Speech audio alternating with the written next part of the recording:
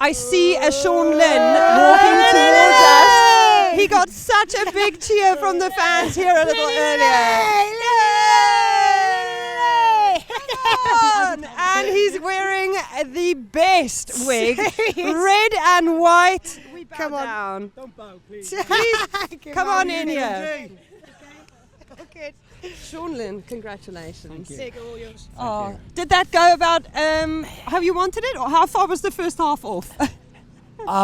Like Zoe and Mo said, I put a rocket into them at half time, and that wasn't us. That wasn't us first half, and we were outstanding then second half, and Rhys Oakley was very proud, because if he's not, I've got him in my ear. But no, honestly, he was brilliant. And was it off game plan that you gave him a rocket, or just wasn't like things weren't going to plan? Is that even the same question? Do you know what I mean? Like, were they doing something that you hadn't prepped for? Yeah, or exactly. Just not doing it as well as you wanted them to?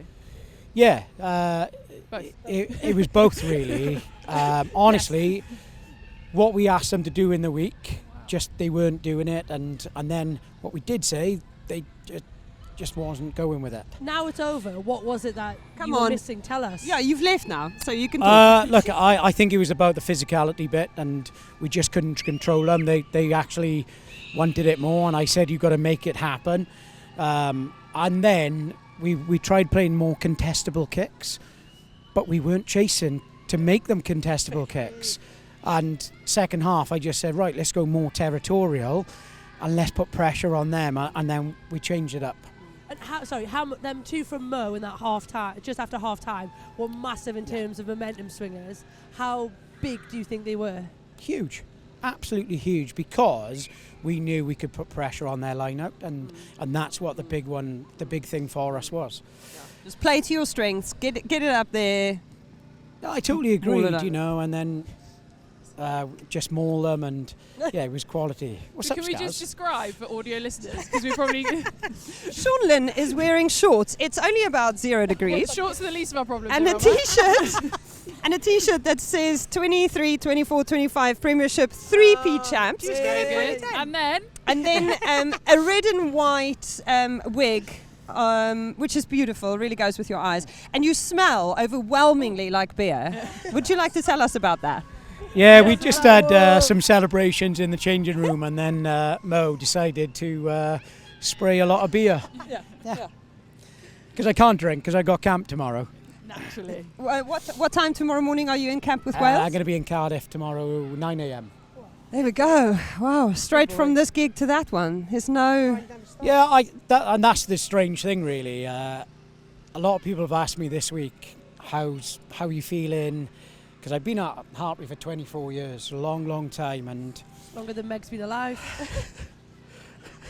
28? I'm 28.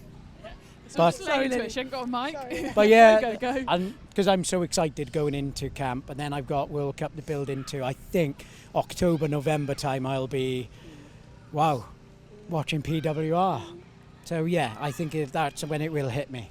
Do you know, I had a little moment there when Mo came and pulled you and the entire family into the trophy lift there in the presentation area, where I thought about the show that we recorded when you guys came back from the Rugby World Cup, that first one with Mo after she wasn't selected to go to the Rugby World Cup in 22, and how emotional she was, but also how well she was playing in that PWR season that started immediately off the back of that, and what you guys have built. In the 3 years since that, Mo, the way that you and the impact that you have had on that girl's journey, the place that you have built together. Oh, I agreed, and I'm very lucky. My wife and Mo were good friends, and honestly, my wife is my rock, and whatever, she's bought into Gloucester Hartpury, and I told you she said that we lost the Bristol Bears, and she came up to me, my wife, and said, right, we need to pull this together, Sean. I'm inviting all the girls around for Christmas dinner, and we had 28 players around for Christmas dinner, and that just epitomises the club for me and what the club did for me on Friday, the squad announcement, which was a massive surprise to me. Was it? You didn't know anything about No. it? Did you cry? Because I cried for you. I think Yeah, it broke my heart. Literally. The 3 kids. Yeah. Oh my goodness. So I knew something was up because as I was leaving for work, my boy Bert, he said, "Dad, you're going to cry later." And then I heard my 2 girls saying, "Bertie, you're not supposed to tell Dad." So yeah, honestly, I just think everything about the club just epitomises that togetherness, the family, and those are my values. So beautiful. Thank And you. we all felt that. So interesting in our pre-match live show. There was such a lot of talk from everyone on the panel, including Philippa Tatiet and Nick Heath, who joined us, about love being the thing that you guys have made visible.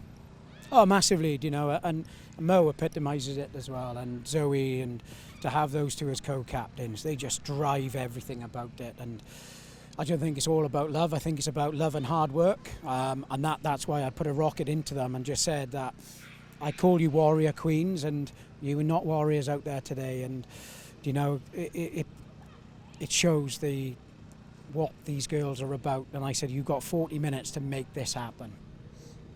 And they bloody did. And they did. And they did. You can win a championship in 40 minutes, it turns out. Correct. Yeah. Yeah. You just need a really strong third quarter, basically. Yeah, definitely. Play the territory game. Do you know what was really funny when we were talking about that team announcement a little earlier? Who is it that thought that it was Mia Venner? Well, it was a joke. It was a joke. Backtrack.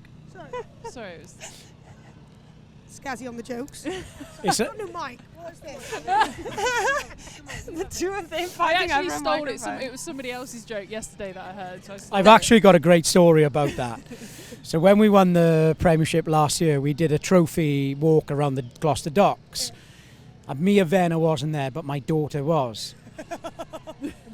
And they thought she was Mia Venner. Somebody thought she was Mia Venner. She said, "You played outstanding," and bless. My daughter was just playing along with it. Yeah, thank you very much. Thank you. selfie. Yeah, exactly. But Mia Venner is her favourite player, and Do you yeah, want the kids to play rugby? I'd love them to. Would you? Yeah. You got any preference who's going to be the best? I Uh, keep giving you hard questions. I'm really honestly, yeah, you do, don't you? I know, Honestly, my daughter Mia Uh-huh. is she is an athlete. She's into horse riding at the moment. She does a lot of equestrian. But fair play to Mo, it just sums her up. She said, "If you play rugby for your dad, I will give you my Adidas boots." And and she has said to me, "Dad, can I start playing rugby?" And this is what the sport's about, isn't it? And inspire. I think what you guys have done, and I don't know whether we've just seen it because you're leaving, but I think that family feel that people talk about, right? We talk about in our game and how beautiful and lovely and how accessible it is.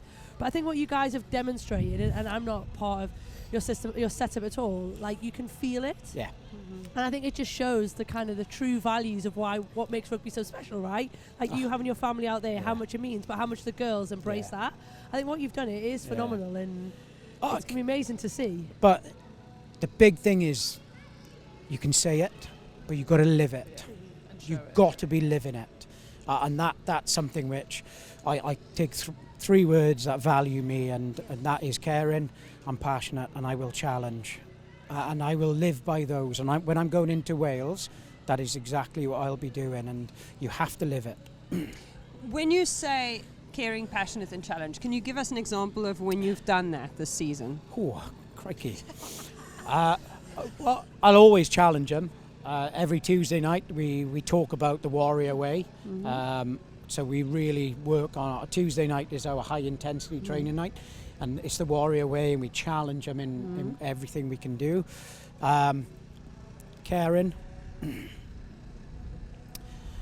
I don't know how much. I just think it's knowing your players, knowing when to put an arm around, and look, the big thing for me is making sure, do you know, when international players come back, and just because England or Wales or Ireland have had a really good WXV or a good Six Nations, good World Cup, don't think that each individual has. So you can't just think about that, and that's where I just pick up conversations with them and that care bit.